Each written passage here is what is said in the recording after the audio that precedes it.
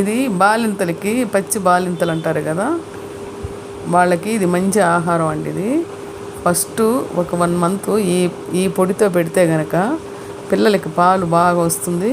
అదే కాకుండా వాళ్ళకి మంచిగా వైటమిన్స్ అన్నీ లాస్ అయి ఉంటాయి కదా, అవన్నీ ఈ పొడిలో ఉంటాయన్నమాట. మనకి చూసారు కదా, పాత రోజుల్లో ఇట్లాంటి పొళ్ళే చేసి పెట్టేవాళ్ళు. కడుపులో త్వరగా మానడానికి, డెలివరీ అయ్యి పచ్చిగా ఉంటుంది కదా, అవన్నీ మానడానికి ఇవి పెడతారనమాట. చూసారు కదా నేను ఏమేమి వేసాను ఐటమ్స్. చూడండి, ఒకసారి చూసి మళ్ళీ 2 సార్లు ఈ వీడియో చూసి ఏమేమి ఐటమ్స్ ఎంతెంత వేసామో చూసుకొని మీరు ఈ విధంగా చేసుకోండి. పచ్చి బాలింతలకి ఇది చాలా అమృత ఆహారం అనమాట. పాత రోజులు ఇవే పెట్టేవాళ్ళు 2-3 నెలల వరకు. పులుసు కూరలు అట్లా ఏం పెట్టేవాళ్ళు కాదు, తాళింపులు ఇవి. సో ఇవి కానీ మీరు ఫాలో అయితే త్వరగా కోలుకుంటారు. పచ్చి బాలింతలు కోలుకుంటారు. ఫుల్ రిచ్ వైటమిన్ ఏ ఉంటుంది. పిల్లలకు పాలు కూడా చాలా బాగా పడుతుంది అనమాట. చూసారు కదా, ఇవన్నీ డ్రై ఫ్రై చేసుకొని అదేవిధంగా కరివేపాకు కూడా డ్రై ఫ్రై చేసుకొని పొడి కొట్టి పెట్టుకోవాలి.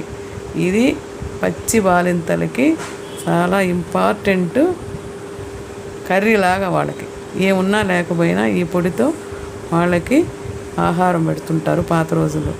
అదే నేను ఇప్పుడు మీకు చూపిస్తున్నాను. చూడండి, దీంట్లో అన్నీ ఉన్నాయి ప్రోటీన్స్. పప్పులన్నీ వేసాం కాబట్టి ప్రోటీన్స్ ఉన్నాయి. ఆకులు అంటే కరివేపాకు ఎంత రిచ్ అయ్యే పదార్థమో కదా అది. దీన్ని డ్రైగా ఫ్రై చేసుకొని మనం పొడి చేసుకోవాలి.